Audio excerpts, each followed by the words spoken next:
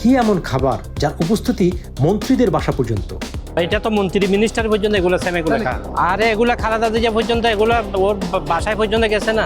এটির স্বাদ নিয়ে প্রশ্ন, কিন্তু উত্তর যেন আরো জটিল। যারা খাইছে ওরা বলতে পারে এটা কিরকম স্বাদ।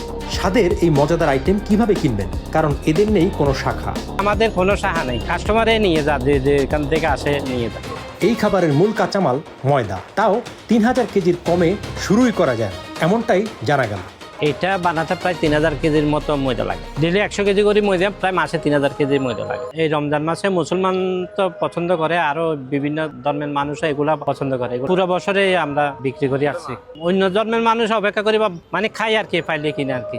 কোটি মানুষের আস্থা ও ভালোবাসায় পরপর 2 বার দেশের 1 নম্বর এসি ব্র্যান্ডের স্বীকৃতি পেল ওয়ালটন এয়ার কন্ডিশনার। কিন্তু মুসলমানেরা মোটামুটি রমজান মাসে খুব পছন্দ করে এইগুলো। এখানে কত এমপি টেমপি এগুলো আসি নেয় না। মহিউদ্দিন চৌধুরীর বাসার তো এসএমের জন্য পাগল। চিটাগাঙ্গের মহিউদ্দিন চৌধুরী ছিল না, আপনি মেয়র ছিল যে আগে, মারা গেছে যে মহিউদ্দিন চৌধুরী। এটা 1 কেজি সেম এখানে 500 টাকা করে যাচ্ছে। এটার দাম এটা কস্টিং ফর আর কি এরকম। এই যে মনে করেন সেমেগুলো বানাচ্ছে যে কজন মানুষ কাটতেছে জানেন। আর এগুলো আমাদের বিএসটিআর লাইসেন্স আছে, এগুলো আমরা এভাবে একটা কস্টিং করে। আমার নাম দিলীপ সিংহ। এখানে ওই এটা তো বেকারি, এখানে ওই আপনাদের ঐতিহ্যবাহী একটা সেমাই তৈরি হয়। এই নামটা কবির আহমদ সওদাগর 1936 দোকান থেকে এই দোকানের এই সেমাইটা তৈরি করে আসছে। এখনো পর্যন্ত আমাদের সুনাম বজায় রাখছে আর কি।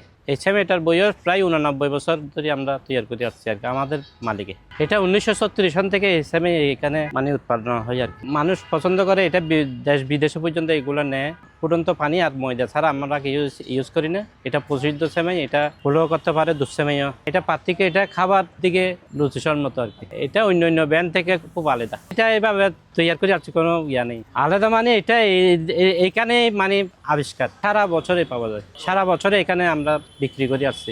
এটা রমজানের খুব চাহিদা বেশি, মানুষ দূর দূর থেকে খায়, মানুষ পছন্দ করে আর কি। আত্মীয় স্বজনকে বিদেশ টিদেশে সব জায়গায় পাঠায় আর কি। এগুলো অনেক বিদেশে দুবাই আমেরিকা বিভিন্ন জায়গায় আত্মীয় স্বজনের কাছে পাঠায় আর কি। যারা আছে বাংলাদেশি মানুষ সবাই ওদের আত্মীয় স্বজনের কাছে এগুলো পাঠা। এটা ঐতিহ্যবাহী। এটা আপনার এটা ফকির কবির সেমাই ছাড়া এটা বাইরে তেমন তৈরি হয় নাই। তবে এখন আমাদের নাম দিয়ে বিভিন্ন জায়গাতে আপনার তৈরি করতেছে, তারপরে আমাদের মতো হয় না।